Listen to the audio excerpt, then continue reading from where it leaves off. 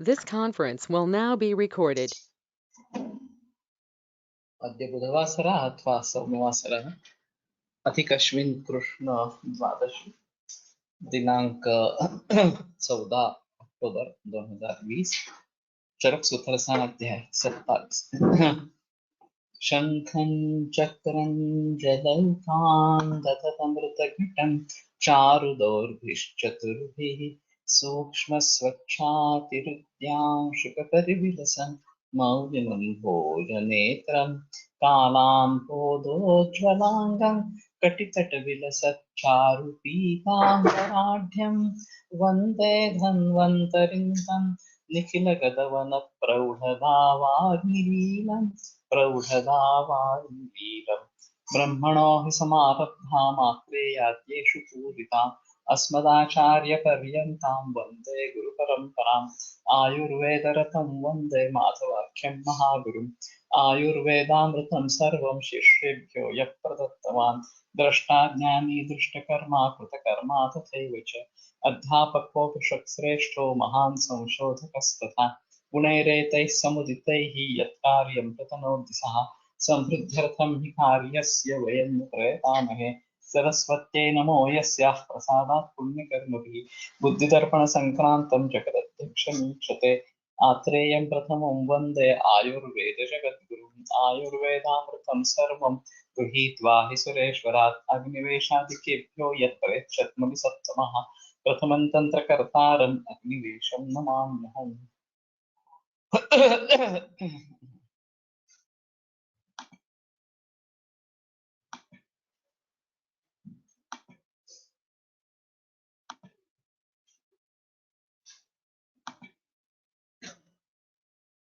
प्रायः कटुकं मातरम् अवृष्यम् अन्यत्र पिप्पली विश्वभीषिता। तर्हि केषां रसानां कीदृशं कर्म तत्र के रसाः पादभूताः इत्येतद्विषये अस्मिन् वर्णितम्।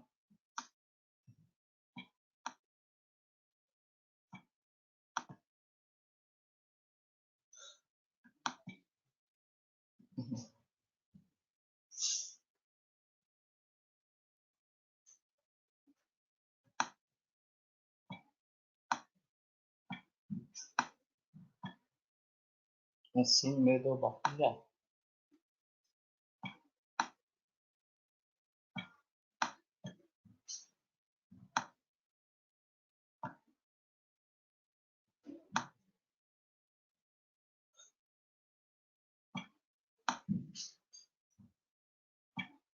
परमतो वर्गसङ्ग्रहेण आहारद्रव्याणि अन्व्याख्यास्यामः। तर्हि इदानीं वर्गसङ्ग्रहद्वारा आहारद्रव्याणि मया उच्यन्ते इति। शूकधान्य शमीधान्य मांसशाकफलाश्रयान् वर्गान् हरितमद्याम् उपोरसेक्षु विकारिकान् दशद्वौ चापरौ वर्ग कृतान्नाहारयोगिन रसवीर्यविपाकैश्च प्रभावैश्च प्रचक्ष। तो अभी ये शूकधान्य शमीधान्य मांस शाक फल इनके आश्रय से जो वर्ग है हरित मध्य अंबु गोरस इक्षुविकार और दशच्चद्वौ वर्ग कृतान्नाहार योजना। सो ये 10 और 2 वर्ग कृतान्न आहार योगी इस प्रकार के रस वीर्य विपाकेश्च प्रभावैश्च प्रचक्ष उन सभी के बारे में रस वीर्य विपाक और प्रभाव इनके द्वारा मैं विवरण करूंगा। ये मतलब है। तो एक ऐसा है कि एक वर्ग या गण इस प्रकार का बनाते हैं और फिर उसके लिए रसवीर्य विपाक प्रभाव क्या है ये बताते हैं। फिर उसमें जो अपवादभूत है उनके बारे में जिक्र करते हैं कि इस वर्ग में होने के कारण ये गुणधर्म है, लेकिन ये पर्टिकुलर आहार द्रव्य इसके अलग कर्म वाला गुण वाला इस प्रकार का है। तो इन जनरल और स्पेसिफिक इस प्रकार से ये विवरण होता रहता है। और ये सबसे आसान तरीका है आप किसी भी बारे में जानकारी देना चाहते हैं तो ये बेटर ऑप्शन इस प्रकार का है कि आप उसके ग्रुप्स बनाए और उस ग्रुप के गुणधर्म पहले बताइए और फिर जो अपवाद है उस ग्रुप में उनके बारे में बताते रहिए। तो अपवाद नहीं होगा तो सामान्य रूप से उसके आधार पर उसके गुणधर्म बता सकते हैं।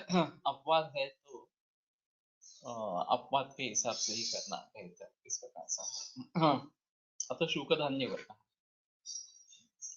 तो शुकधान्य से आरंभ करते हैं। एकदल और द्विदल, शुकधान्य एकदल में है कि एक ही दल उसमें होता है, तो ये गहू या गेहूं गोधूम शाली वगैरह सब ये शुकधान्य में आ जाते हैं। और दाल जो सभी है वो शिंगी धान्य में जाती है इस प्रकार से। रक्तशालीर महाशाली कलम शकुनार्थः, पूर्णको दीर्घ शूकश्च गौरव पांडुक लांगल। तो बहुत सारी प्रजातियां इसकी है, चावल की है इस प्रकार से। रक्तशाली महाशाली, तो रक्तशाली रक्तवर्ण का इस प्रकार का होता है। और मैंने एक बार कोकण में इस चावल का सेवन किया था और काफी गुरु था वो, कि थोड़ा ही हम खा सके और फिर खाने के बाद दूसरे दिन तक भूख बिल्कुल ही नहीं लगी इस प्रकार से। सभी रक्तशाली इस प्रकार के नहीं होते हैं, लेकिन ये मेरे ध्यान में पक्का है।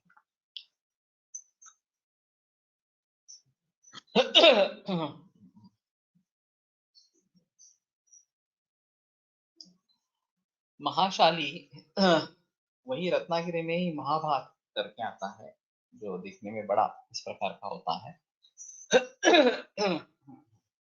और वह एक अलग विशेषता इस प्रकार के आज भी वो लेकिन मिलता है।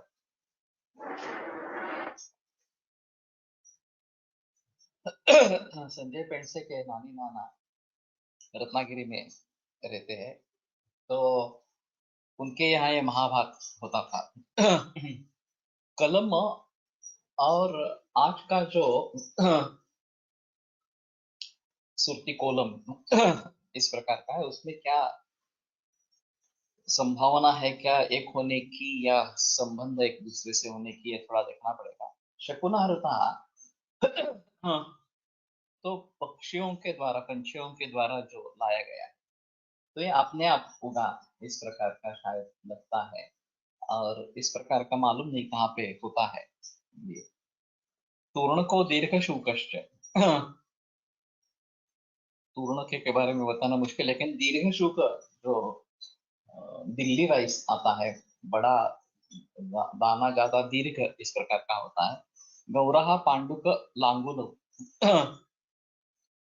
सुगंध को तो सुगंध का ऐसा ही बताया कि जो बासमती और अम्बेमोर, ये जो दो वैरायटी इस प्रकार की है, वो शायद हम सुगंध में डालें। और गंध गुण ज्यादा होने के कारण इसमें पृथ्वी तत्व ज्यादा है, तो ये पचन में ज्यादा भारी गुरु है, ये समझ लेना चाहिए। लोहवाला सारिवाक्य प्रमोदक पतंग स्तपनी यश्च ये चान्य शाले शुभा। हाँ, तो और भी जो शाली शुभ इस प्रकार के है, शीतारस्य विपाके च मधुराः, तो मधुर रस मधुर विपाक शीत वीर्य अल्पमारुताः बद्धाल्पवर्चसः, बद्ध और अल्पवर्चस निर्माण करने वाले स्निग्धा ब्रूहणा शुक्र मूत्रलाः, स्निग्ध मूत्र और ब्रूहण और शुक्र और मूत्र बढ़ाने वाले इस प्रकार। तो इसके आधार पर डायबिटीज के पेशेंट्स के लिए चावल वर्ज्य करना इस प्रकार का बताते हैं, क्योंकि मूत्र को बढ़ावा देने वाले हैं और बहुत पानी लगता है चावल उगाने के लिए। वो पूरा पानी में ही इसकी खेती होती है, तो इसलिए ये वाटर रिटेंशन करने वाला ऐसा थोड़ा है। और फिर मूत्र भी इस प्रकार का है, लेकिन इसमें एक बात अहम है कि पुराना चावल इस्तेमाल करना है अगर हम नया चावल इस्तेमाल करेंगे उसी बरस का उसी बरस में, तो ये दिक्कत वाली बात हो सकती है। तो इसलिए उसको पुराना बनाने का तरीका फिर से अपनाया जाए और इस बरस का चावल इस बरस में नहीं खत्म करना है, दूसरे बरस में, अगले बरस में उसको लेना है, ये एक आवश्यक चीज रहेगी। हमारे एक घर का अनुभव रहा है कि सुश्रुत का जब मौंजी बंधन हुआ था, तो हमने ऐसे ही चावल खरीद के रखा था और उसके बाद 7-8 महीने के बाद ये हुआ और आचार्य का कहना था महाराज का कि ये चावल इतना फूल रहा है कि मैंने जो कुछ अनुमान लगाया था इतना चावल मुझे लगेगा, तो उससे बहुत ही कम चावल वास्तव में प्रयोग में लाया गया और बाकी सब चावल हमें पूरे बरस के लिए काफी हो गया। तो ये पुराना होने के वजह से अगर इस प्रकार से फूल जाता है तो हमारे चावल की रिक्वायरमेंट भी कम हो जाएगी। अभी जो ये बताते हैं कि आमदनी बढ़ रही है और फिर ये सभी के लिए पर्याप्त नहीं होगा, जो भी फसल है वो सभी मानव जाति के लिए या भारत के लिए काफी नहीं होगी, वो वास्तव में सच्चा नहीं है। फिर भी अगर इस तरीके को हम अपनाते हैं एक बरस पुराना करके, तो दोनों फायदे हो जाएंगे, अभिसंधि गुण उसका कम हो जाएगा, डायबिटीज के लिए भी ले सकते हैं, ज्यादा से ज्यादा चावल भूनकर भी ले सकते हैं और दूसरी चीज उसकी का बहुत कम मात्रा लगती है क्योंकि वो फूलता रहता है, तो स्वाभाविक रूप से फूलता रहता है, तो ये भी एक अहम बात इसमें है। रक्तशालीर्वरस्तेषां तृष्णाग्नं तृष्णाग्नस्त्रिमलापः। तो रक्तशाली उसमें श्रेष्ठ है तृष्णाग्न और त्रिमलापः, तो त्रिदोष शामक इस प्रकार का है। महांस्तस्यानु कलमस्तस्याप्यानु ततः परे, तो महान उसके थोड़ा सा कम गुण कर्मों में, उससे भी थोड़ा कम कलम और बाकी सब जो है वो उसके बाद में इस प्रकार। हम्म, पण हलका होतो ना, कमी मात्रा पुरतो। सबसे अहम चीज है कि उसकी कम मात्रा काफी होती है, तो मेरे ख्याल में उसमें कोई प्रॉब्लम नहीं है। यवकाहायना पांस वाप्य नैषधकादयः शालीनां शालय कुर्वन्त अनुकारं गुणागुणैः। यवकाहायन पांसु वाप्य नैषधक वगैरह वगैरह जो है शाली तो अनुकारं गुणागुणैः, गुण और अगुण दोनों से वो अनुवर्तन करते रहते हैं शाली जो है उनका इस प्रकार। तो इस प्रकार से हर देश में एक अलग अलग इस प्रकार की परिस्थिति रहती है। अत्र च शाली हैमंतिकम धान्यम, शाली ये हैमंतिक इस प्रकार का है, तो जो रबी भी बताया जाता है, तो ये हैमंतिक है। षष्टिकादयश्च ग्रैष्मिका, षष्टिकादि जो है वो ग्रैष्मिक है। बृहय शारदा इति व्यवस्था, और शरद ऋतु में जो उत्पन्न होने वाला है वर्षा ऋतु में वो व्रीहि है। उसमें एक वैरायटी ऐसी है कि जो अवलंबित का निर्माण करने वाली लेकिन शालेय व्रीहिषु श्रेष्ठा, ये आगे आता है कि शाली जो है वो व्रीहि में श्रेष्ठ इस प्रकार से है। तो ज्यादातर फसल आती है वो वर्षा ऋतु में आती है, ग्रीष्म शरद ऋतु में वो हमारे हमारे हाथ में आ जाती है।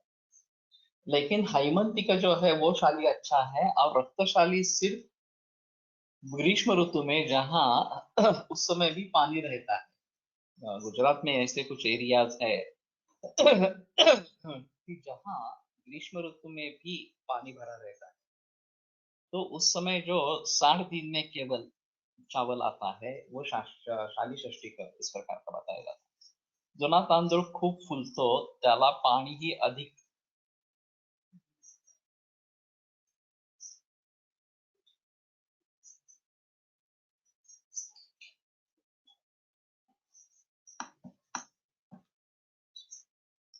अधिक लागते, पण पुढे किती दिवस वापरावा? वास्तव में 1 बरस ही पुराना करना है, उसके बाद में हाँ, नई फसल तो हर बरस आती रहेगी, तो केवल 1 बरस ही रखना ज़्यादा बेहतर है, आगे तो धीरे-धीरे इस प्रकार का हो जाएगा. नवीन तांदूळ कोठीत पूर्ण भरून ठेवल्यावर 1 वर्षानंतर चतुर्थांश कोठी रिकामी होते. तांदूळ दाणे शुष्क झाल्यामुळे कमी प्रमाणात जुना तांदूळ घेतला तरी भरपूर भाव. ये भी एक अहम चीज है, तो सूखने के बाद 3/4 ही रह जाता है, 1/4 जो है वो सिकुड़ जाता है. तो फिर उसकी क्वांटिटी कम हो जाती है और थोड़ा लेने से भी काम चलता है. तो हम तो खुद इस प्रकार का प्रयास करें. जो वैद्य है और अभी ये सब जो सुन रहे हैं, वो आरंभ करे कि वो पुराने 1 बरस पुराने चावल का ही प्रयोग करके शुरू करें. उसको पाने के लिए काफी दिक्कत होती है और ऑर्गेनिक मिलना और भी दिक्कत होती है. लेकिन किसानों से संपर्क करके इस प्रकार का हमें चाहिए, ये अगर हम बता देंगे तो शायद बात बनेगी.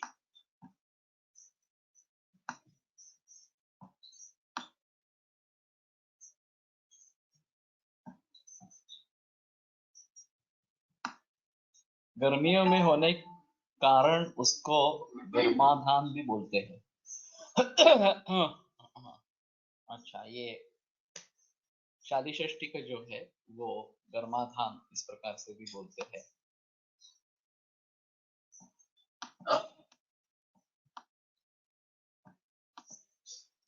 शीतस्निग्धो गुरुस्त्वातुस्त्रिदो शग्नस्थिनात् प्रकाश षष्ठी प्रवरो गौरः कृष्ण गौरस्ततोनुष.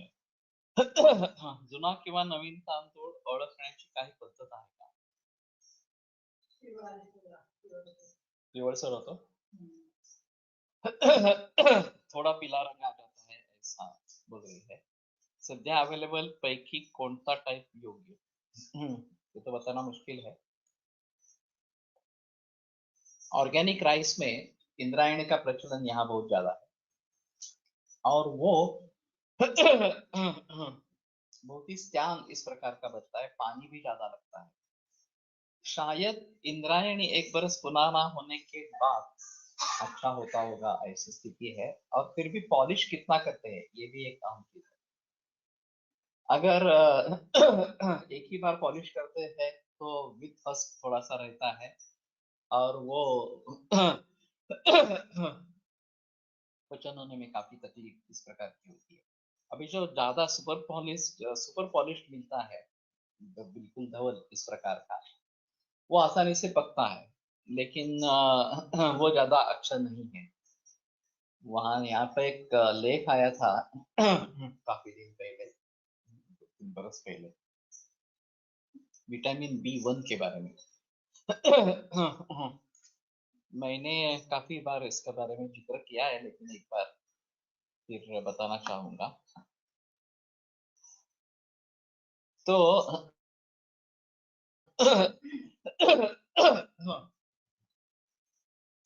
एक MBBS डॉक्टर पुराने जमाने की, जिसकी उम्र अभी 99 या 100 इसकी है, तो वो जब बीजे मेडिकल में MBBS कर रही थी, तो उसको डिस्मेनोरिया की तकलीफ थी, बहुत ही तकलीफ होती थी. तो उस समय में उन्होंने वहाँ के एलोपैथी के डॉक्टर है उनको पूछा और उन्होंने कुछ पुड़िया बना के दी थी. ये काफी पुराने जमाने की बात है, 1930 वगैरह इस प्रकार की. तो उन पुड़ियों से तुरंत राहत मिल गई और पहले ही मेंस्ट्रुअल साइकिल में काफी रिलीफ हो गया. तो उन्होंने पूछा कि ये क्या दिया था, तो उन्होंने बोला ये भाताचा कोंडा. तो जो हस्क है उसको पाउडर करके पुड़ियों के जोड़ियों में दिया था और इसमें विटामिन B1 होता है और वो इसकी दवा है इस प्रकार. फिर ये तो MBBS बन गई. हाँ, उसके पास भी मरीज आते रहे, वो गायनेकोलॉजी की प्रैक्टिस करती रही. तो उन्होंने सबको ये मार्ग बताया कि इस प्रकार से ये कोंडा का इस्तेमाल करो. बाद में ये पॉलिश करना ज्यादा ज्यादा ज्यादा बढ़ता गया इस प्रकार से। और जो चावल खाने में आ रहा है उसमें विटामिन B1 है ही नहीं। और वैसे देखा जाए तो ये बड़ी समस्या है, डिस्मेनोरिया ये बहुत बड़ी समस्या है। और जब डॉक्टर के पास जाते हैं तो सिर्फ एनालिसिस देते हैं। मैंने एक अजीब व्याख्यान सर संगमनेरकर सर से सुना था। वो BMS HCTS MD गायनेकोलॉजी इस प्रकार। और यहाँ कॉलोनी नर्सिंग होम उनका है लोकमान्य नगर में। और काफी पुराने जमाने के, जब मैं पढ़ रहा था उस समय भी उनकी उम्र करीबन 50 से ऊपर थी। तो उन्होंने बताया था हाँ इस प्रकार की तकलीफ होती रहती है और बाकी कुछ नहीं करना है, उनको सिर्फ एनालिसिस देते रहना है। अगर दूसरे किसी डॉक्टर के पास जाकर तुम्हारे पास आए तो वो समझ लेना कि उसने क्या दिया है, तुम ब्रांड नंबर बदल के दूसरा ब्रांड दे दो, लेकिन बाकी कुछ उसके लिए ट्रीटमेंट है ही नहीं। अब जब मेरे पास रुग्ण आने लगे तो हमारे हिसाब में तो ये वात की बीमारी है और नहीं वाता दुर्ते योनि नाड़ियां या उदावरता योनि व्यापक इस प्रकार के भी होता है निदान। तो वात प्रकोप के कारण टालना, बस चिकित्सा देना वगैरह ऐसा मैं करता रहा, उससे काफी हद तक परिणाम अच्छे मिलते हैं, उसमें कोई संदेह नहीं है। अभी जो एंडोमेट्रियोसिस की प्रॉब्लम होती है इसमें बहुत ही दिक्कत वाली बात होती है कि उसमें ये सब करने के बावजूद भी रिलीफ नहीं मिलता है, ऐसा काफी मरीजों में देखा। अभी हमने सप्तसारादी का प्रयोग करना शुरू किया है तो सप्तसारादी से काफी बेहतर इस प्रकार का है। और अगर प्रेगनेंसी हो जाती है तो अपने आप मेंस्ट्रुएशन बंद होता है तो भी एक अच्छा परिणाम मिलता है उसमें। लेकिन डिस्मेनोरिया इतना ही अगर है तो B1 ये इसके लिए दवा आधुनिक दृष्टि से है। तो मेरी जो किताब है गुंतवणूक आरोग्य, उसमें मैंने इसके बारे में लिखा है।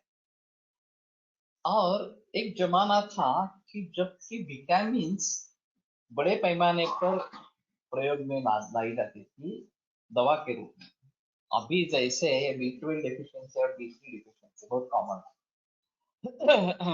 और उसके लिए अ, इसकी सप्लीमेंट देते रहना, गोलियों के फॉर्म में हो इंजेक्टेबल फॉर्म में हो, ये काफी प्रचलन में आ गया है। तो उस जमाने में इसी प्रकार के विटामिन्स जब नए नए उनके खोज हुए थे तो विटामिन्स का इस प्रकार से प्रयोग करना ये काफी कॉमन था। फिर इससे अगर रोग ठीक हो जाता है तो फार्मेसी का कुछ फायदा नहीं है। ग्लैक्सो कंपनी उस समय भी वन की टैबलेट्स बनाती थी। बाद में उन्होंने अपना प्रोडक्शन बंद कर दिया। तो इन्होंने एक प्रयोग किया 30 विद्यार्थी छात्रों पर, करवे ने शिक्षण संस्थान, और डिस्मेनोरिया पर एक लैंसेट में पेपर भेज दिया।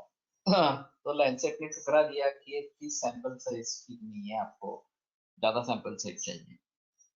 तो उन्होंने फिर ये काफी अ, बड़े उम्र की बात है, 75 साल की उनकी उम्र थी जब ये उन्होंने रिसर्च किया। तो उन्होंने 500 से ऊपर छात्रों पर ये रिसर्च फिर से किया और फिर से लैंसेट को भेज दिया। तो उस समय लैंसेट का स्टैंड था कि ये विटामिन है तो ये दवा नहीं। तो ये बड़ी अजीब बात है। अगर अभी के मौसम में B12 और B3 ये दवा नहीं है ऐसा कहेंगे तो औषधि कंपनियां क्या करेंगी? अब ये तो ब्रेड और बटर है, क्योंकि D3 की डिफिशियंसी ये जर्सी काऊ के कारण निर्माण हो गई है और वो धूप में टहलती नहीं है। और सबका अच्छा, सबसे अच्छा सोर्स विटामिन D3 का तो सूर्य ही है। तो हम भी आतप में नहीं जाते हैं। और गाय भी नहीं जाते, गाय भैंसे भी नहीं जाती है। तो ये होना अनिवार्य इस प्रकार का था। उस मूल कारण को छोड़ के बाहर से विटामिन D3 ले लेना यह अभी प्रचलन में है। उसी प्रकार B12 की डेफिशिएंसी का क्या कारण है ये मालूम नहीं रख पड़ रहा, शायद ये जर्सी गाय ही उसका कारण है। क्योंकि जो वेजिटेरियन लोग हैं उनके लिए दूध के सिवाय दूसरा और कोई चारा नहीं है विटामिन बी 12 के लिए। और जो वेगन है, मिल्क प्रोडक्ट्स भी नहीं लेते, उनके लिए तो सप्लीमेंट्स ही लेना, बाकी कुछ खाना ही नहीं है। तो इसके बारे में गहराई में जाकर सोचना पड़ेगा कि देसी गाय का दूध अगर 300 ml हर रोज लेते हैं तो B12 की आपूर्ति होती है। तो कम से कम 300 ml लेना है, और अगर कमी है उसकी तो उससे भी ज्यादा लेना है, ऐसा थोड़ा सा तो फिर उन्होंने उसके लिए बारे में व्याख्यान देना शुरू कर दिया कि लैंसेट ने उसको ठुकरा दिया। अब ये बड़ी अजीब बात है कि अगर B1 डिफिशियंसी दूर हो जाती है और बिस्फेनोल के प्रॉब्लम मिट जाती है तो वो बेहतर चॉइस है एनालिसिस लेने के बजाय। लेकिन फार्मेसी का रोल ऐसा है कि तुम दवा लेते रहो, बस तुम्हें ठीक होना ही नहीं है इस प्रकार से। तो ग्लैक्सो ने इसका उत्पादन ही बंद कर दिया, एनालिसिस लेते रहो बस, और एनालिसिस के द्वारा हमें पैसे मिलते रहे इस प्रकार से। जुना तांदूळ तोडताना मधने आवाज येतो, नवीन तांदूळाचे तुकडे तुकडे होतात. ओके. कट असा आवाज येतो. ओके. तो ये एक परीक्षा आहे. मी पण भाताचे तुसे आणून चूर्ण करून पुढे दिले होते 3-4 पेशंटना, फक्त एवढेच दिले होते कष्टाचारासाठी उठीव झाला. तो इसका मतलब ये है कि विटामिन B12 का अपना विकल्प क्या हो सकता है? दूध ही है. योनी व्यापक रक्तप्रदर श्वेतप्रदर मध्ये तांदळाचे धुणे अनुपान आहे याविषयी सविस्तर विचार कसा करा. ये एक और ही चीज है, तंडुलोदक काफी जगह पे आया है। अग्नि संस्कार नहीं है, सिर्फ पानी ही लेना है दाऊद करके। और अभी बोरिक एसिड वगैरह लगाया रहता है। तो प्रॉपरली धोना आवश्यक इस प्रकार का है। ये विषय का बताया गया है तंडुलोदक पर। और किस तरीके से श्वेत प्रदर या रक्त प्रदर में काम करते हैं, ये थोड़ा सा देखना जरूरी होगा। मुझे अभी तो ध्यान में नहीं आ रहा, लेकिन ठीक है, तुम्हें कुछ सुझाव है तो बता देना. राइस ब्रान हे कशा कष्टार्थवामध्ये कसे उपयोगी पडते पुन्हा सांगा. ये एलोपैथी का संशोधन है, मेरा नहीं है. B1 विटामिन उसमें होता है और ये B1 विटामिन इसकी दवा है कष्टार्थ. और उसका इसलिए भली भांति इस्तेमाल हो सकता है. मॉडर्न डॉक्टरच्या ओपिनियन प्रमाणे एक दिवसाचा B12 साठीचा 10 लिटर दूध प्यावे लागते. नहीं, मैंने जो सुना है वो 300 ml इतना ही है. 10 लीटर तो कोई पी नहीं सकता. पॉसिबल नहीं है. और दूसरी चीज ऐसी है कि पुराने जमाने में ये प्रॉब्लम नहीं थी, आज से करीबन 10 बरस पहले ये प्रॉब्लम नहीं थी. तो ये जर्सी गाय का प्रचलन जैसे बढ़ता गया तो ये प्रॉब्लम खड़ी हुई है. तो 10 लीटर नहीं, 300 ml पर दिन, लेकिन वो मेंटेनेंस डोज है. अगर B12 कम है तो उससे ज्यादा शुरू में पीना पड़ेगा. रास्बाइन ऑइल हा पर्याय होऊ शकतो का B1 साठी? पता नहीं है, उसमें देखना चाहिए कि ये रहता है या नहीं है, B1 रहता है. लेकिन हमारे यहाँ जो तैल योनी बताते हैं, इसमें ये तैल योनी नहीं बताया. कोंडा ये जो है बस, ये तैल योनी नहीं बताया गया. तो मैं नहीं समझता कि इस प्रकार का ये राइस ब्रान ऑयल हमारे खाने में आए. तंडुलोदक स्तंभन व तर्पण कार्य करत असावे. पुरी तांदूळाची तांदूळाची खळ डिंकाप्रमाणे चिकटवण्यासाठी वापरत असत. या ये भी सही है. तो उसमें एक पिच्छलत्व है और ये जीवन बल्य इस प्रकार का रहेगा। तो स्तंभक astringent गुणाचं तंडुलत आहे. तो शीत स्तंभक बल्य इस गुणों से काम करता होगा ये शायद है।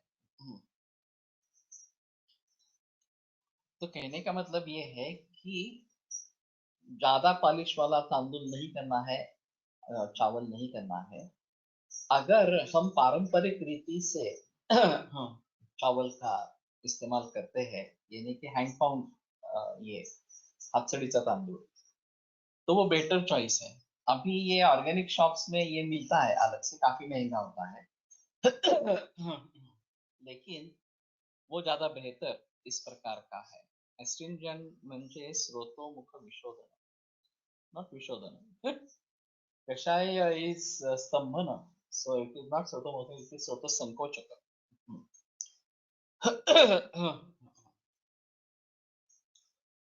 और अगर राइस मिल से ही राइस लाना है तो एक ही बार वो करे, 2-3 बार ऐसा मत करे। और फिर पुराना करके ही करे तो बेटर चॉइस है। जो कणगी में रखते हैं 1 बरस तक चाली ही रखे उसमें उसमें बोने के लिए चावल अलग करे, शाली अलग करे अगले बरस में, और फिर जो शेष शाली है वो इस प्रकार से हैंड पाउंड तो करे, नहीं तो फिर ये एक ही बार पॉलिश करे तो भी बेटर इस प्रकार का रहेगा। वर्कोद्दालकौ चीन शारदोज्ज्वल दर्दुराः गन्धनाः कुर्विन्दाश्च षष्टिकाल्पान्तराग्नि। ये सब है वर्क उद्दालक वगैरह जो है वो षष्टि का अल्पांतर, तो षष्टिक से थोड़ा से उसमें गुणधर्मों में फर्क है। ये वर्क और जो वरई एक क्षुद्रधान्य अभी बोलते हैं वो एक है नहीं है, ये भी एक अहम चीज है।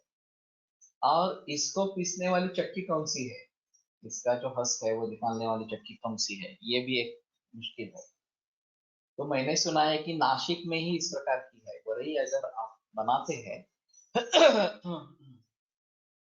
तो उसके चावल बनाने हैं तो नासिक में ही उसकी चक्की है, मिल है, बाकी जगह नहीं है। मधुर श्यामल पाकश्च व्रीहि पित्त करो गुरु, बहुमूत्र पुरी शोषमा त्रिदोष स्त्वेव पाटला। मधुर आम्ल का ये पित्त कर गुरु, इस प्रकार का व्रीहि ये पित्त कर गुरु है। तो ये व्रीहि की एक वैरायटी है, सभी व्रीहि इसी प्रकार के हैं ऐसा नहीं है। तो इसमें एक अहम चीज रहेगी कि अम्ल पित्त निर्माण करने वाली एक व्रीहि की वैरायटी है, ये समझ लेना चाहिए। और अगर उस प्रकार के व्रीहि का सेवन होता हो तो अम्ल पित्त की शिकायत निर्माण होती रहे और पता नहीं चलेगा कि ये चावल के कारण हो रही है, तो थोड़ा वो समझ लेना जरूरी है। बहुमूत्र पुरुष त्रिदोष स्त्रीव पाटला, पाटल संज्ञा का जो व्रीहि है वो बहुमूत्र पुरुष उष्मा जो उसमें है और त्रिदोष कारक है। तो मालूम नहीं पाटल नाम की व्रीहि अभी मिलती है या नहीं मिलती है, और कोई उसका इस्तेमाल करते रहते या नहीं करते रहते। सकौरो दोष श्यामा कहा कषाय मधुरो लघु मातल कपवित्तग्नः शीत संग्राही शोषण। तो कोरदूष का शामाक ये कषाय मधुर लघु मातल कपवित्तग्न शीत संग्राही और शोषण इस प्रकार के। तो ये जो सब क्षुद्र धान्य में गिने जाते हैं जो आदिवासियों में ज्यादा प्रचलन है, अभी मिलेट के जरिए सभी लोग इसको खाने लगे हैं। हस्ति शामाक निवार तोय पर निगवेद का प्रशांति काम शामाक लोहित्यान प्रियंग वहां। तो इन सभी के बारे में थोड़ा सोचना ही पड़ेगा कि इस प्रकार से मिलेट का प्रयोग करते रहना उचित है या नहीं है। ये क्षुद्र धान्य अगर है तो उसके बारे में जरूर सोचना पड़ेगा। वो शायद डायबिटीज का प्रचलन बहुत बढ़ गया है इसलिए और गेहूं में जो दूसरी प्रॉब्लम है ग्लूटेन की, उसके जरिए लोग दूसरे पर्याय ढूंढ रहे हैं, तो ये शायद इसमें हो रहा है। मुकुंदो झिंटिगर मूटी वरु का वर्कास तथा शिबिरोत्कट जुड़ना हुआ शामाक सदृशा गणी। तो ये सभी शामाक सदृश इस प्रकार के हैं।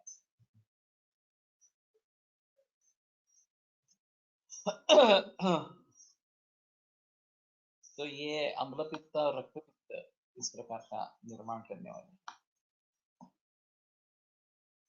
वृक्ष शीतो गुरुस्वादु बहुवात शकृत यवहा। वृक्ष शीत और अगुरु ये दक्ष में अवग्रह है।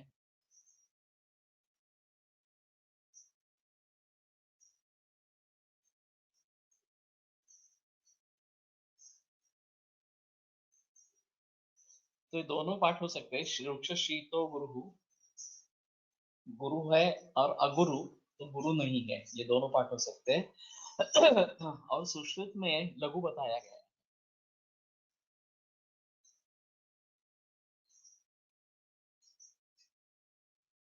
थोड़ा देखना पड़ेगा यव के बारे में। बहुवात शकृत यवहा, और ज्यादा वात और शकृत निर्माण करने वाला यव इस प्रकार का है। और इसीलिए डायबिटीज में इसका प्रयोग ज्यादातर बताया जाता है। स्थैर्यकृत कषायश्च बल्य श्लेष्म विकारम, स्थिरता निर्माण करने वाला कषाय बल्य और कफ विकार को दूर करने वाला इस प्रकार है। वृक्ष कषायानुरसो मधुर कफितः मेदक्रम विषग्नश्च बल्यो वेणुयवो वहा। अब जो ये वेणुयव बाम्बू में उत्पन्न होने वाला है वो मालूम नहीं अवेलेबल है या नहीं है इस प्रकार से। वृक्ष कषायानुरस मधुर और कफपित्तः मेदक्रम विषग्नश्च और बल्य वेणुयव के बारे में बताया गया है। तो उसके बारे में थोड़ा देखना पड़ेगा अगर ये मिलता है। संधान कुरुद वाताहरो गोधूमो कप गोधूम स्वादु शीतल जीवनो ब्रूहणो वृक्ष स्निग्ध स्थैर्य करो गुरु। तो गोधूम जो है वो संधान कुरुद और वाताहर स्वादु शीतल जीवन ब्रूहण वृक्ष स्निग्ध स्थैर्य कर गुरु। अभी गेहूं के बारे में ये सब जो चल रहा है वो शायद संकरित वैरायटी के कारण ग्लूटेन, और ग्लूटेन के जरिए डाइजेशन में प्रॉब्लम, ये प्रवाहिका की तकलीफ वगैरह वगैरह, कोलाइटिस की तकलीफ, ये अभी काफी प्रचलन में है। और बहुत सारे लोग गेहूं को पचा नहीं पा रहे हैं। अमेरिका में एक बड़ी कंपनी है सीड वाली, मॉन्टेलो, वो जायंट कंपनी है वास्तव में। वेणियो गुजरात में मिलता है। बहुत बढ़िया, तो एक बार थोड़ा खा के देखेंगे। तो पूरे अमेरिका में वही एक ही गेहूं बेचा जाता है, और जिन जिन लोगों ने इसके खिलाफ दूसरा कुछ गेहूं निर्माण करने की कोशिश की, तो इन्होंने मॉन्टेलो कंपनी ने उनको न्यायालय में खींचकर उनको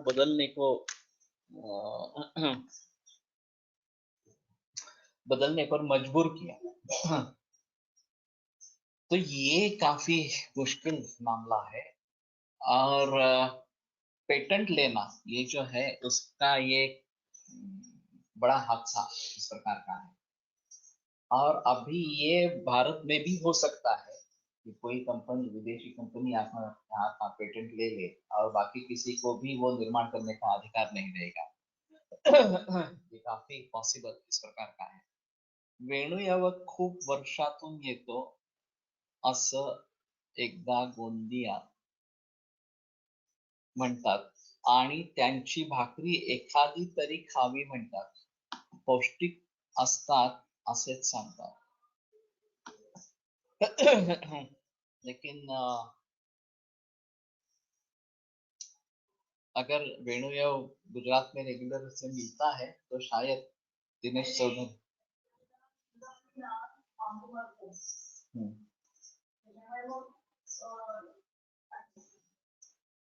पुष्पधारणा होने पर बांबू सूख जाता है और उसमें उस समय वो वेणु बनेगा। वैसे वंशोलक्षण की भी बड़ी समस्या है।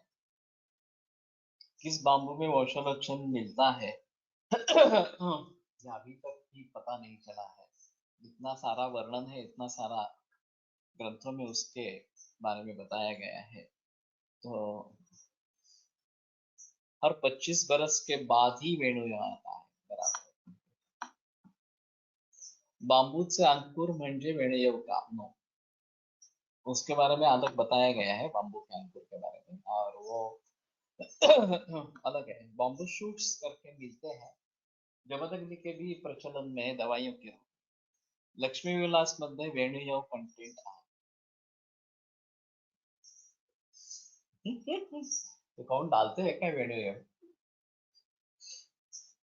अगर ये कंटेंट है भाई,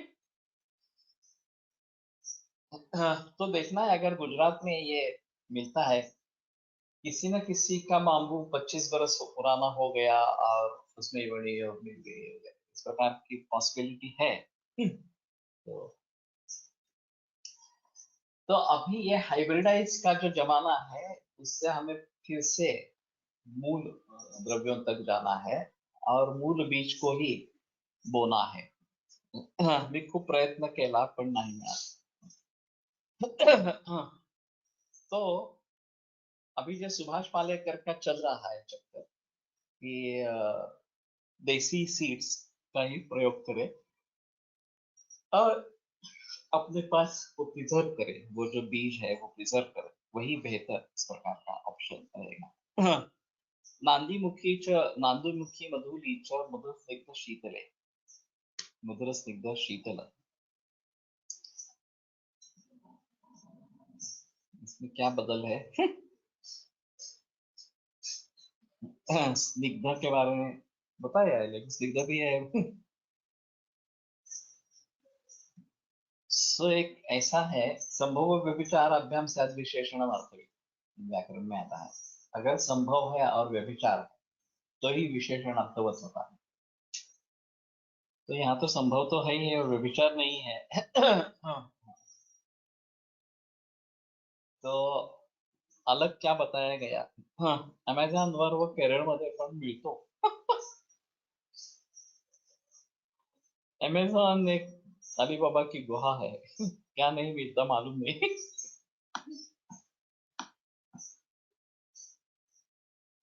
तो ट्राई करके देखेंगे, केरल में मिलता है तो थोड़ा कोशिश करेंगे। आदिवासी लोक वेणुयवची भाकरी खातात असं अप्पाशास्त्री साठेंच्या पुस्तकात वाचलं आहे। ओरिजिनल वंशोलक्षण की पहचान कैसे करें? मैंने एक ही बार देखा है और वो पुराने जमाने में कुलसर्कर जी के यहाँ आया था और बिल्कुल 1 ग्राम भी कितना ही था। मुझे वो याद है। अब उस समय तो फोटो वगैरह ऐसा खींचने की कोई सुविधा नहीं थी, लेकिन मुझे याद है मैंने क्या देखा है इस प्रकार।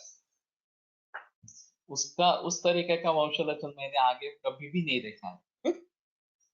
तो मालूम नहीं कैसे करेंगे, क्या करेंगे। इत्येवं शुकधान्यानां पूर्ववर्ग समाप्त। नहीं है। समीर जमदग्नि ने कुछ किया था, लेकिन मुझे भी नहीं। ज्वारी व बाजरीचा समावेश धान्यात करावा का? मुझे नहीं लगता है। अभी उसके बारे में कैसे सोचना है, ये शायद किसी देश की विशेषता है और काफी पुराने काल से प्रचलन में है। हाँ, ये मुश्किल है, ओरिजिनल वंशोलक्षण कहाँ मिलता है। मैंने भी कोशिश की है लेकिन नहीं मिला। तो शायद उसमें जवाब जो है वो शीत है और बाजरा जो है उष्ण है, इतना ही मालूम है। दोनों प्रचलन में रहते हैं और गेहूं से बेटर ऑप्शन है, उससे लघु है, इस प्रकार से।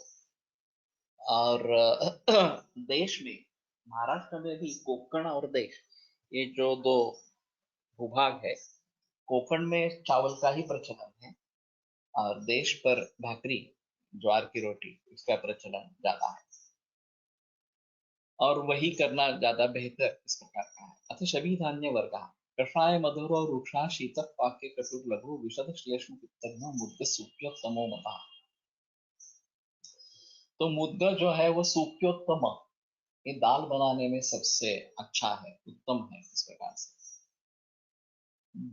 कषाय मधुर रुक्ष शीत पाके कटु लघु, तो विपाक कटु है, जो कषाय मधुर रुक्ष इस प्रकार का है, लघु है, विशद है और कफुपित्तघ्न इस प्रकार का है।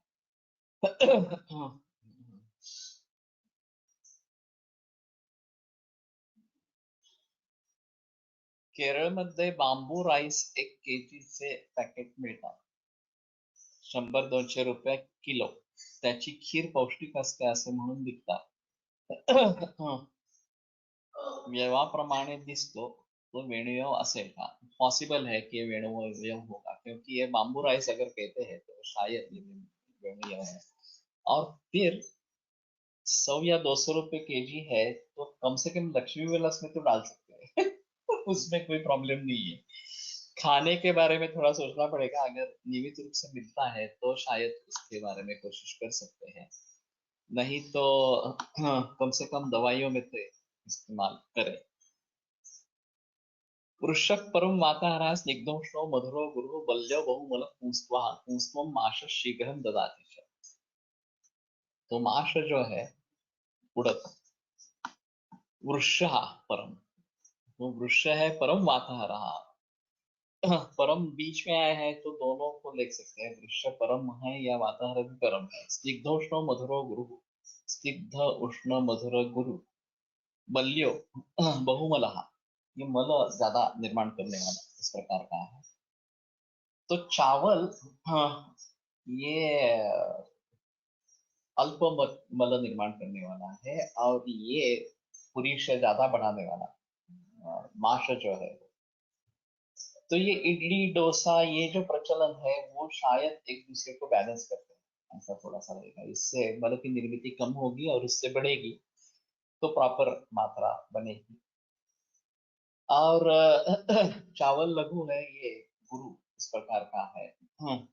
तो पौष्टिकता जो होनी है वो माश में ज्यादा इस प्रकार का है। और शुक्रवर्धन, पुंस्त्वम माशा शीघ्रम दधाति च, हाँ, तात्काल शुक्रवर्धक इस प्रकार का बताया गया है।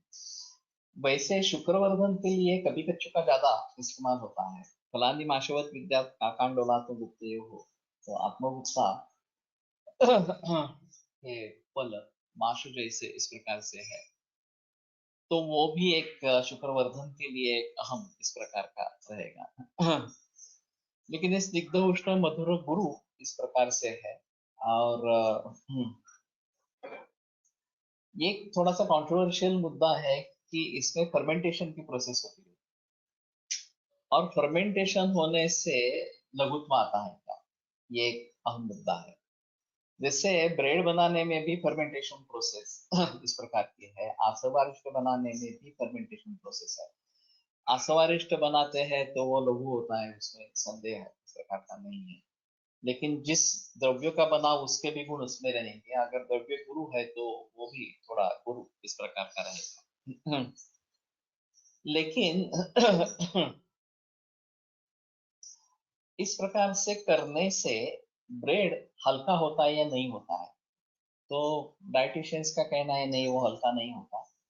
एक ब्रेड यानी कि आधी चपाती, ऐसा वो मानते हैं। तो अगर 4 ब्रेड स्लाइस लेते हैं लोग, तो वो 2 चपाती इतना हो जाता है, ऐसा उनका कहना है। और भारत में रोटी ज्यादा अच्छा ऑप्शन है, क्योंकि वो फ्रेश बनती है, फर्मेंटेशन का कोई सवाल नहीं है, अग्नि संस्कार अच्छा इस प्रकार का है। और उसमें भी फुल्का बनाएंगे तो खरपर और भ्राष्ट्र और अंगार दोनों पर होता है, तो ज्यादा लघु इस प्रकार का हो जाता है। लेकिन इडली जो है वो इस प्रकार से स्वेदन उसका होता है जलीय प्रकार से, तो ये कुकुल स्वेद इस प्रकार का है, बाष्प स्वेद है, तो उसमें गुरुता ज्यादा रहती है। डोसा बनाएंगे तो थोड़ा उसके मुकाबले में हल्का इस प्रकार का रहेगा। तो इसमें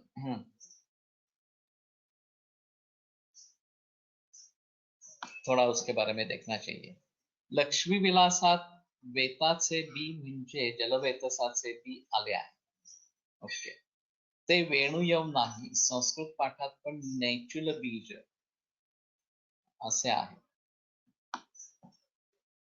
तो ये थोड़ा और देखना पड़ेगा कि जलवेतस है या वेतस है इस प्रकार. रुग्णामध्ये तात्काळ शुक्रवर्धनासाठी इडली बॅटर मध्ये कपिकच्चू टाकून बनवता येईल का? लेकिन गुणधर्म दोनों के समान ही है. माश कपिकच्चू बना सकते हैं उसमें, मुझे ऐसा नहीं लगता, अकॉर्डिंग टू गुणे. ओके, तो उसके बारे में सोच सकते हैं. लेकिन दक्षिण में इडली डोसा ये काफी प्रचलन में है. वैसे माशा उत्तर सर्वेशु अवरः, शिंबी धान्य में माश सर्व से अवर इस प्रकार का बताया गया, तो उसके बारे में थोड़ा सोचना ही पड़ेगा.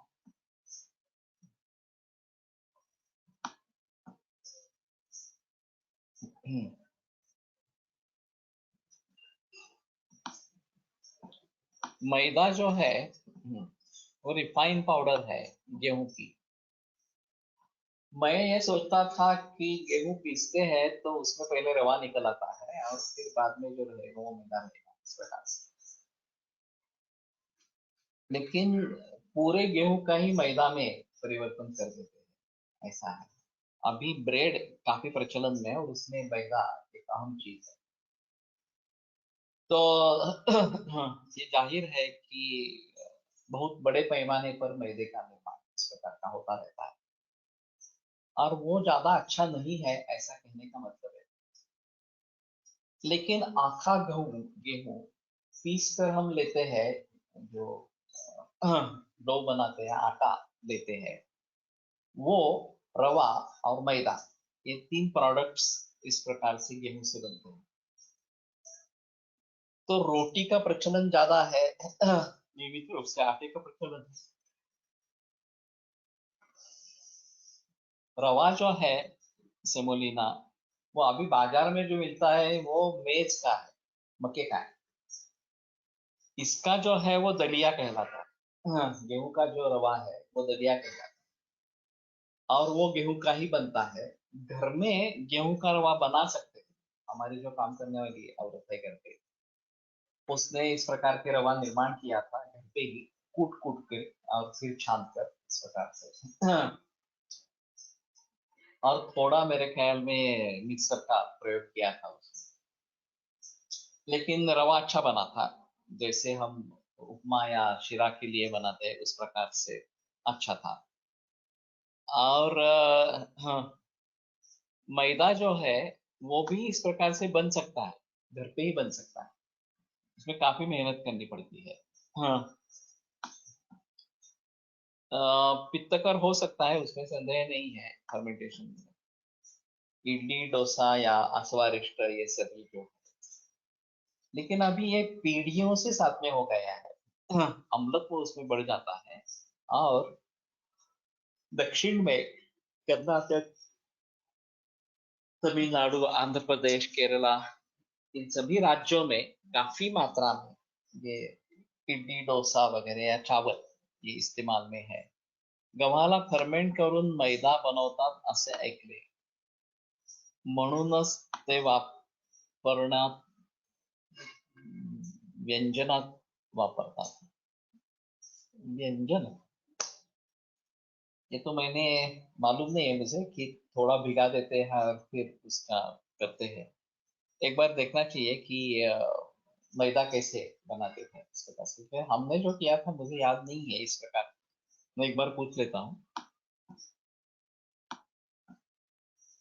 As per modern dietetics, vitamin B12 मात्रा increases by the process of fermentation. यह थोड़ी अलग चीज है.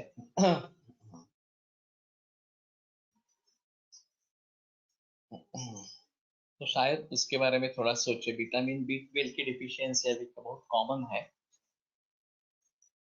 तो शायद हफ्ते में एक बार इडली खाने के लिए कहे. हर रोज खाना महाराष्ट्र में अच्छा नहीं है, ये तो सही है. घर घंटी मध्ये मोठी चाळणी लावून रवा मिळेल का? हाँ, ज्यादातर मिक्सर से ही किया है, घरघंटी में नहीं किया गया है, पूछना पड़ेगा. रव्याचे पण काही प्रकार असतात का? हाँ, जाड रवा, बारीक रवा, ये दो तो बताते हैं इस प्रकार से. दलिया जाड रवा इस प्रकार का है, और बाजार में जो मिलता है वो मक्के का है, उसमें संदेह नहीं है. हाँ, तो वो हम नहीं बताते हैं लेने के लिए. अगर लेना है तो दलिया बेटर ऑप्शन इस प्रकार का रहेगा. तो गेहूं का इस्तेमाल आटा के रूप में इसमें करना ज्यादा बेहतर है. राजीव दीक्षित का कहना था कि जितना फ्रेश आटा हो वो ज्यादा बेहतर. लोग 5-5 किलो 10-10 किलो बना के रखते हैं, तो जितने दिन उसमें बीत जाएंगे वो उतना ही नवीर्य होता है. तो हर रोज भी अगर घरघंटी घर में है तो हर रोज 1 किलो आटा या आधा किलो आटा बना के जब इस्तेमाल करेंगे तो ज्यादा अच्छा है. म्हणून स्प्राउट खायला सांगतात increase amount of B12. Okay. हाँ हाँ, उसमें हमारे हिसाब में दोषवर्धनत्व ज्यादा है स्प्राउट्स में पर्टिकुलरली, और पर्टिकुलरली बात को ज्यादा बढ़ावा देता है. हाँ, सूजी रवा एक का. सूजी रवा के नाम से क्या मिलता है मुझे भी मालूम नहीं, देखना पड़ेगा. दलिया नावाने अनेक डाळींचे एकत्र पीठ मिळते पतंजलि से, वो अलग है. तो शायद ये सभी दालें एकत्र कर. दलिया ये भी अलग मिलता है, गेहूं से बनता है और खीर बनाते हैं इसकी. तो इसके बारे में कहना मुश्किल है कि ये जो दलिया अनेक दालियों का पीठ है वो, या आटा है उसका, वो नहीं उस प्रकार से होना है. तो माश जो है वो पुंस्तम शीघ्रम ददाति च, ये शायद सर्वे होना चाहिए दक्षिण के राज्य और उत्तर वाले राज्य. इसमें फर्टिलिटी ज्यादा दक्षिण में है क्या इस प्रकार की माश के सेवन के कारण, और इस प्रकार का इम्पोर्टेंस का प्रॉब्लम कम रहता है क्या, ये भी थोड़ा देखना चाहिए.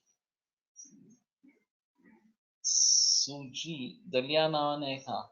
सुजी जाड रवा आहे आणि रवा म्हणजे बारीक रवा आहे. ओके. लेकिन दाल रवा नाम से भी अलग मिलता है. दलिया उससे भी ज्यादा जाड़ा होता है. तो हाँ, दलिया काफी बड़ा इस प्रकार का होता है. लापशी पण बनवतात दलियाची, या तो खीर एक्चुअली मैंने वही बताया था. और वो एक अच्छा ऑप्शन है ग्रहण करने के लिए.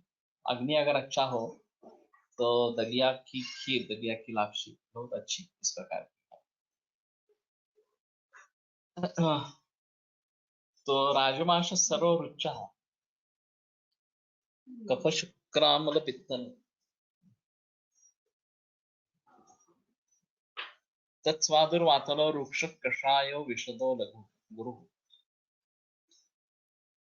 आमच्याकडे रव्याचे लाडू बनवतात तेव्हा गहू थोडा भाजून मग थोडा वाळवून दळून गाळून रवा पाडणे असे म्हणतात. खानदेश. तो ठीक है, ये अभी इसके बारे में जो भी रूढ़ी प्रचलित है उसको भी समझ लेना बहुत जरूरी है. एक खाद्य की परंपरा है, आहार की परंपरा है. इसके बारे में अच्छी किताब हो सकती है, या अभी किताब नहीं करनी है तो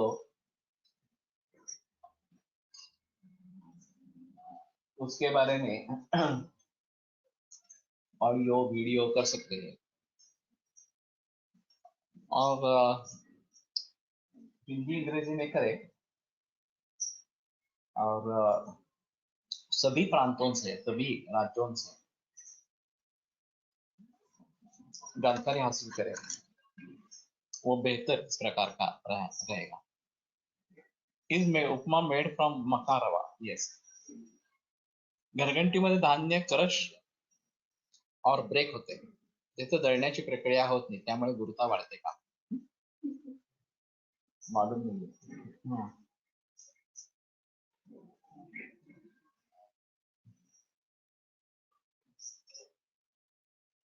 लेकिन पारंपरिक जो जाता है उसमें ही क्रश ही होता है और ब्रेक ही होता है, तो मुझे नहीं लगता कि ये कुछ अलग इस प्रकार के होते। गिरणीमधून दळवणारे पीठ गरम असते, या नैमित्तिक उष्णताचा परिणाम गव्हाच्या गुणधर्मावर होत असेल।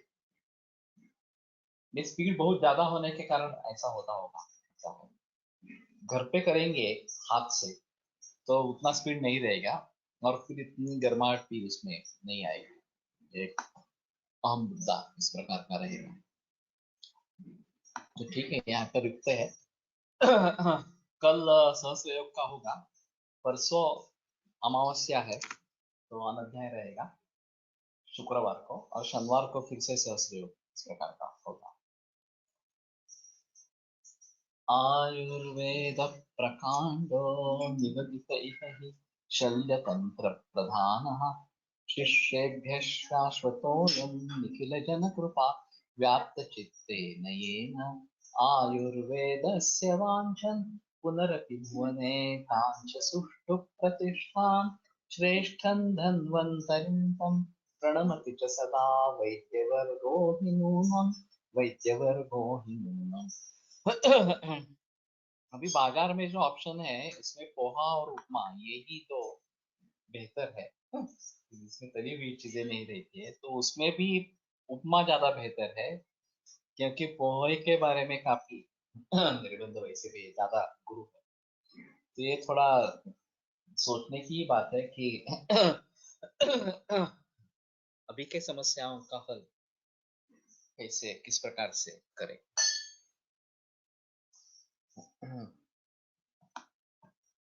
Ayurved Vyaspeeth has organized online Yuktahar competition. 20 recipes are to be rewarded. Fine. तो ये अच्छा रहेगा, अगर इस प्रकार कॉम्पिटिशन्स लेते रहेंगे तो बहुत सारे लोग आते रहेंगे। हल्दी उपम्याने पण पित्त होते, वो तीखा भी बनाते हैं। पोहा भर्जित असतो मग गुरु कसा? नहीं, इसमें पानी बहुत ज्यादा पड़ता है। तो ये गुरु है, पृथ्वी का गुरु, वो बलिया ग्रंथों में ही उसका वर्णन है कि वो इस प्रकार का है। तो ठीक है, अभी रुकते हैं और कल